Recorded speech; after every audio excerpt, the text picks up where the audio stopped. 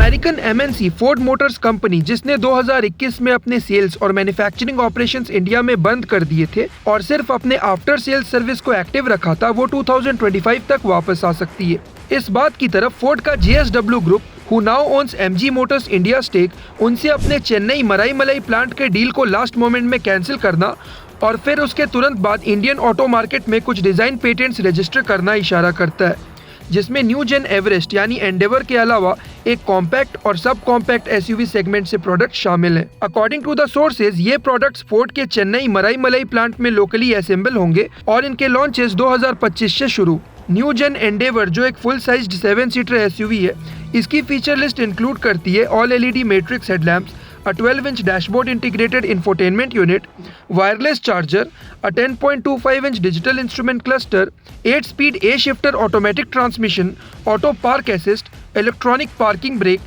360-degree camera, a panoramic sunroof, dual-zone climate control, electronically adjustable front seats, and ventilated, एक 4-motion multi-terrain management system as the car comes with a 4x4 drivetrain and ADAS Level 2. Compact SUV range से Ford अपनी international portfolio की territory, second gen continuation, a product in C segment and also under consideration for launch in India while the Ford Mahindra joint venture was active,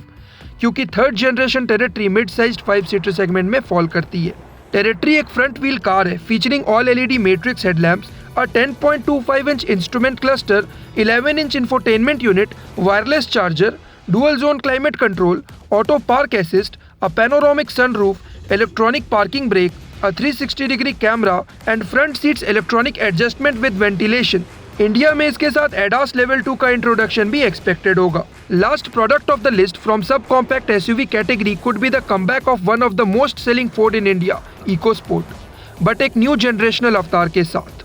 all new EcoSport feature list के मामले में territory second gen continuation से inspired रह सकती है,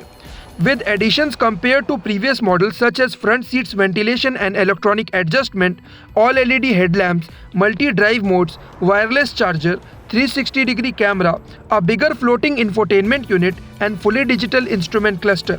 इसके अलावा single pen sunroof retain की जाएगी और ADAS Level 1 को भी इंट्रोड्यूस किया जा सकता है। इन कार्स के साथ अगर फोर्ड इंडिया में कमबैक करती भी है तो इंटरनेशनल मॉडल्स में यूज होने वाले पावर ट्रेन ऑप्शंस शायद ही यहाँ कंटिन्यू किए जाएं, looking at the BS6 stage 2 emission norms, और न्यू पावर ट्रेन ऑप्शंस जिसमें हाइब्रिड भी शामिल हो सकती है नए सिरे से डेब्यू करवाए जाए, स्पेशली फॉर दीज प्रोडक्ट्स।